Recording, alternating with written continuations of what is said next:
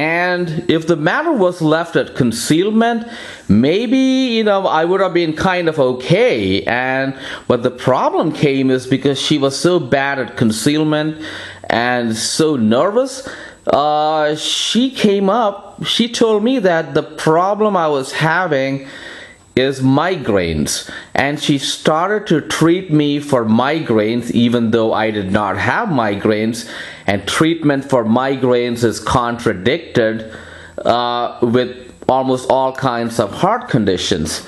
And so she actually treated me with the worst possible medication for migraines, which is verapamil, because verapamil is a heart medication that acts entirely on the heart, and it's kind of sometimes used for migraines. So what the verapamil did is, now one of the other problems I had after that incident is, although it wasn't giving me any trouble, is my normal blood pressure, which was like 124 over 74, went up to like 165 over 85, which is pretty high blood pressure.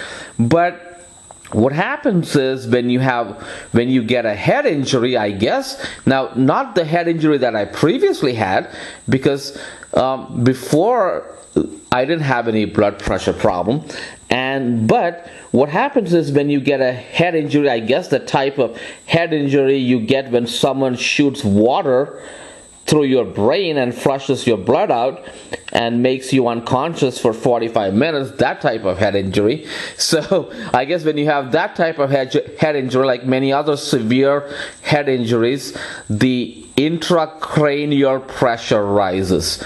So the body has to, now I didn't know any of this stuff at that time, so the body has a reflex, because when the intracranial pressure rises, you get less blood into the brain.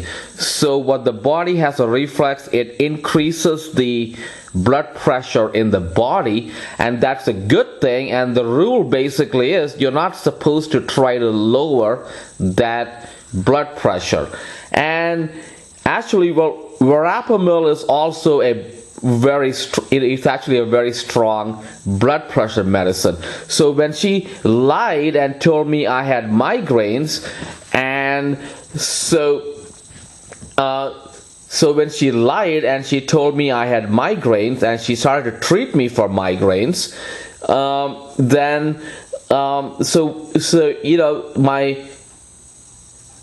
my blood pressure, which was high, was not supposed to be lowered. That got lowered, and that was really bad for the brain injury. But the worst thing was, because the verapamil works directly on the heart, so whatever was sitting, bubbling up, or whatever sitting on the edge, whatever injuries were there, they came out just like lighting a match. And I really got some very severe heart problems, like, so like the day before I took the verapamil, I would go for a good 1 hour walk in the morning, walking up hills and so forth with no problem. And the day after I took verapamil, well, when I went up the hill, I was just like a really old car, kind of chugging and sputtering, and basically, I had shortness of breath and sweating, really bad sweating and stuff, and feeling really hot in my head. And at the same time, my chest, when I touched my chest, it was really cold. So, and that's actually a very bad version of heart failure. And what happens with heart failure is, your body type, your body tries to compensate for the problem, and it ends up getting worse and worse. So when so you have this thing called cardiac remodeling. So what happens is, over time, the heart actually alters itself to keep up with the extra strain, because what that medication verapamil does is, it works directly on the heart muscle. So if I didn't have any kind of problems, then verapamil is an okay drug. Most heart medications, they don't bother people who are healthy. And with heart medications, it's actually specific for specific heart conditions. So you use it like a surgeon's scalpel, you know. So verapamil may be good for one heart condition, but it's really bad for my heart condition. So it made all my problems so much worse. And you know, at that point, really there was, and then because she continued to conceal, what happened is then I had to go for a simple root canal procedure, and it's just a simple, usual, you know, local anesthesia. Not the local anesthesia, it's like a nerve block. All they do is numb out the mouth, basically, right? So I went for that, and then my problem became even worse. And only later did I find out is because I never even looked into what's kind of used for those kind of things. But it's like they use like epinephrine, and that has a big effect on the heart and the blood vessels.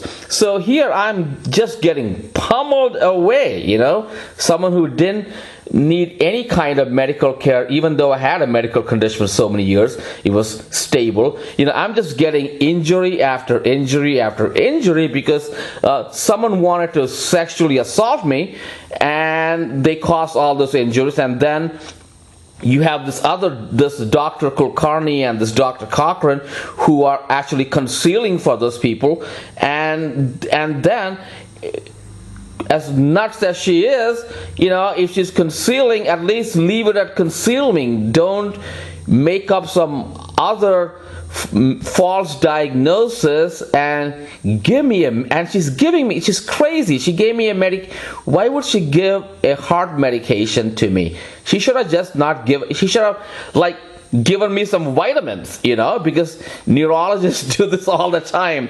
They have a lot of patients who really kind of don't have any problem, so a vitamin is kind of like a placebo, so they kind of give them vitamins.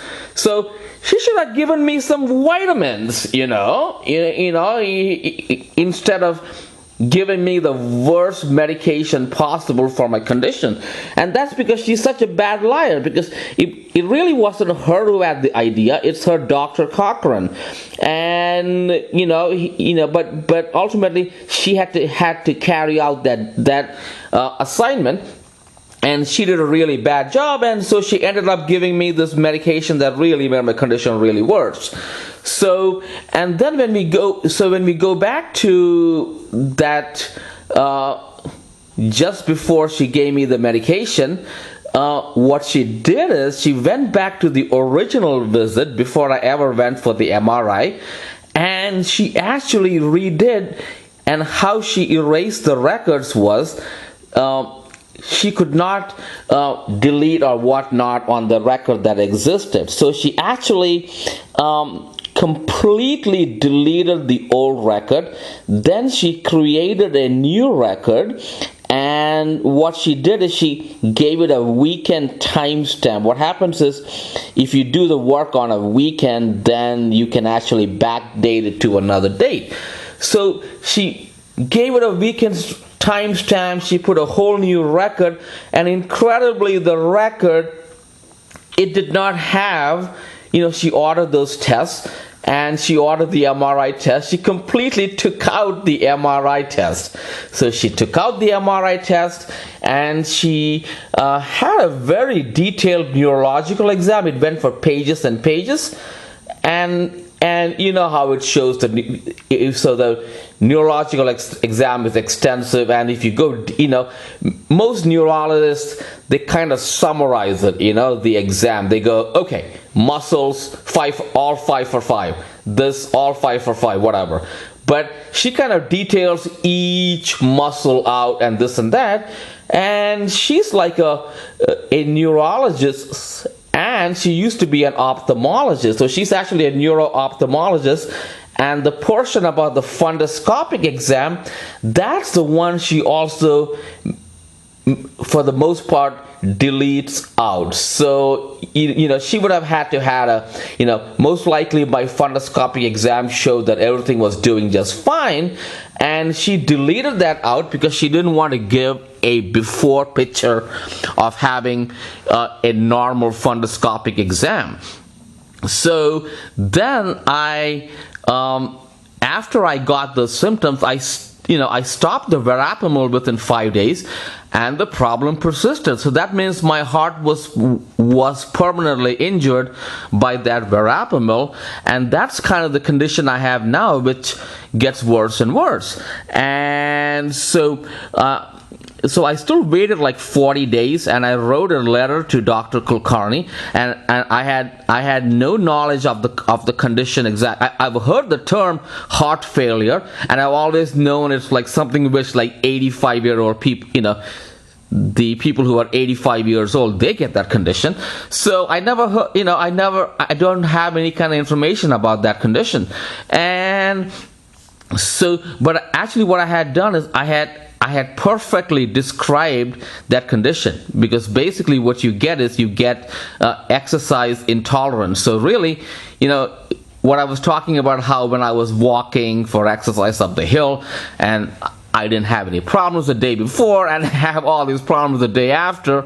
So what Dr. Kulkarni and so what those people do there, they basically start meeting. One time I called that Innova neurology office, and because I could not get in through the main number, they were not letting me call, obviously, because they had harmed me, and they don't want me calling in. I actually called into the line where the doctor's offices call in, and so I had this nurse answer the phone, and she gave me a lot of information, and she actually told me that my Dr. Kulkarni is for like 1 hour has been in a meeting with some doctors and some other people that she doesn't know. So basically you have this big conspiracy going on. So at like 10 o'clock on a Tuesday morning, when the neurologists at their office, they're supposed to be treating patients, but it looks like neurologists from that Innova office, and then like some cardiologists from some other offices, and some attorneys, and all these people are sitting together as a conspiracy and making up the plans how to conceal all these problems. And the problem with concealing is because it's a heart problem that gets worse and worse. So if you don't conceal and you treat, eventually I'm still going to have a premature death. So there's no way, even with the best treatment, I'm going to live out my normal life expectancy. But with treatment, I can add a lot of years, and I can also greatly reduce my suffering and my disability. But they don't want to do that. They just want to conceal. It's kind of like an all or nothing strategy. So they're in the business of concealing. And so what happened, and they go so far as at one point they actually what happened is with the records, even though Dr. Kulkarni made a new set of records where she did not include the order for the MRI test, the computer generates some extra sheets at the end, and that actually shows the test. And so what they did is they actually put whiteout. I mean, physical whiteout. They're so stupid. I mean, if you're going to put whiteout on a sheet of paper, you want to actually run it through the copier so that it looks normal. But they actually have big lumpy whiteout covering up the page numbers for those pages they subtracted. And then I was able to get those page numbers, and I found out that's what's going on.